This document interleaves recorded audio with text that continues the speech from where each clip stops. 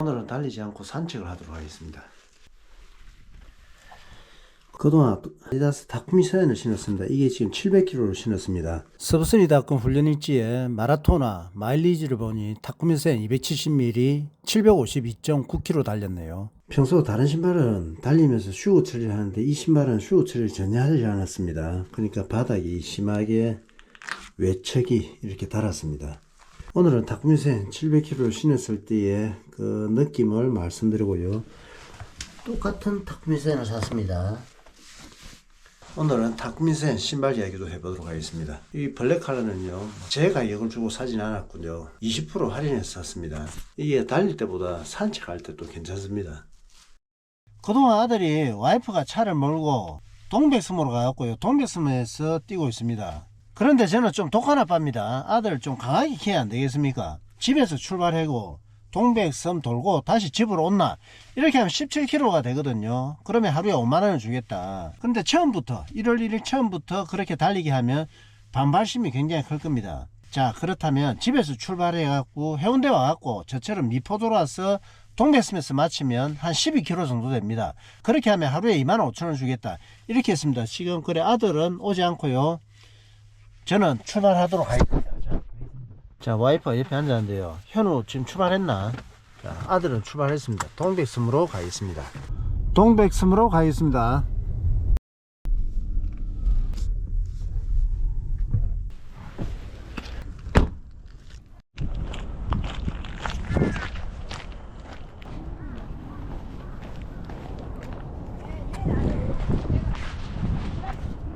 지금 다쿠미 세안을 신고 산책을 하고 있습니다. 다쿠미 세안은요, 달릴 때보다 이렇게 걸을 때 만족도가 더 높습니다. 바닥 지면하고 다쿠미 세안 아웃솔하고 접지할 때에 그 아스팔트를 꽉 붙잡고 있지는 않지만 그 노면에서의 접지할 때에 밀착 상태, 이게 그 어떤 신발보다 괜찮은 것 같아요.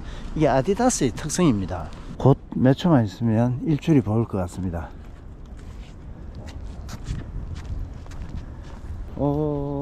일출이 나타나고 있습니다.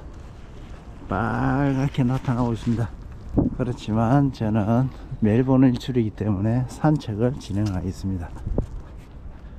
그렇다고 다쿠미 세안이 달릴 때 느낌이 좋지 않다 그건 아닙니다. 한번 달려볼까요? 달릴 때도 신발이 가볍고 접지력이 괜찮습니다. 천천히 달리니까 더 낫네.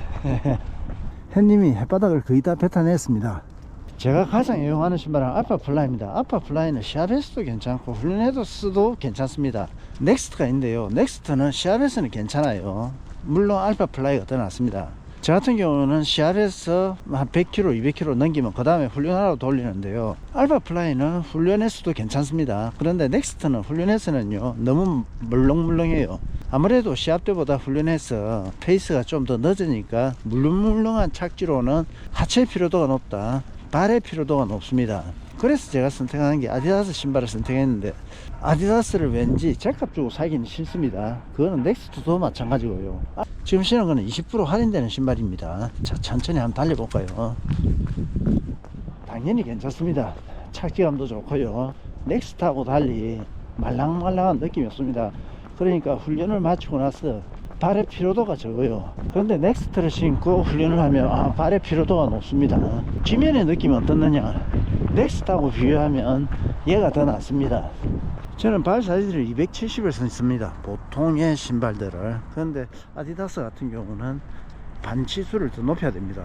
다른 신발을 270을 신다면 아디다스 같은 경우는 275를 신는 게 발볼 조임이 좀 덜합니다. 그렇지 않고 270을 신으면 초반에는 발볼을 쪼아요. 그렇지만 100km 정도 넘으면 신발이 어느 정도 느슨해져서 발볼 조임 이런 게 없습니다. 이번에 270을 신은 신발 같은 경우는 당연히 100km 이렇게 넘으면서 발볼 조임이 없어서 잘 신었습니다. 270까지 신는 동안 만족하면서 신고 있습니다. 괜찮습니다. 착지감이 괜찮아요. 마라토너를 달릴 때만 신지 않고 일상에서도 신는 분들이 많을 겁니다. 저 같은 경우도 일상에서 마라토너를 신는데, 알파플라이 같은 경우는 일상에서 신기가 조금 그렇습니다. 너무 파격적이고요. 넥스트는 일상에서 신을 수가 있죠. 넥스트하고 다쿠미 세안하고 일상에서 신을 때 어떤 게 편하냐, 타쿠미센이 나왔습니다. 지금 타쿠미센 같은 경우는요, 디자인은 조금 일산에서 신기에 조금 떨어지지만 괜찮습니다. 제가 해운대에서 걷지 않고 매일 달리다 보니까 지금 새해에 해운대에서는 지금 이렇게 이벤트 설치 구조물이 있잖아요. 오늘은 이벤트 설치 구조물을 한번 보고 가겠습니다. 가까이 가보겠습니다. 여러분들 새해 복 많이 받으십시오. 아, 올해는 뱀띠구나. 뱀의 해네요.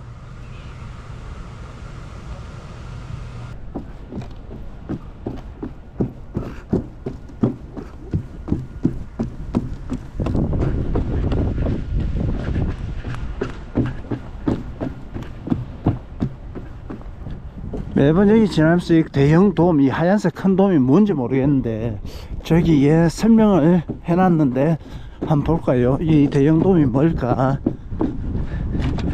플라즈마 제4의 물질 상태, 강력한 전기장 혹은 열원으로 가열되어서 플라즈마를 체험하세요. 체험관입니다. 플라즈마 체험관. 이야, 아침 일출 눈부십니다.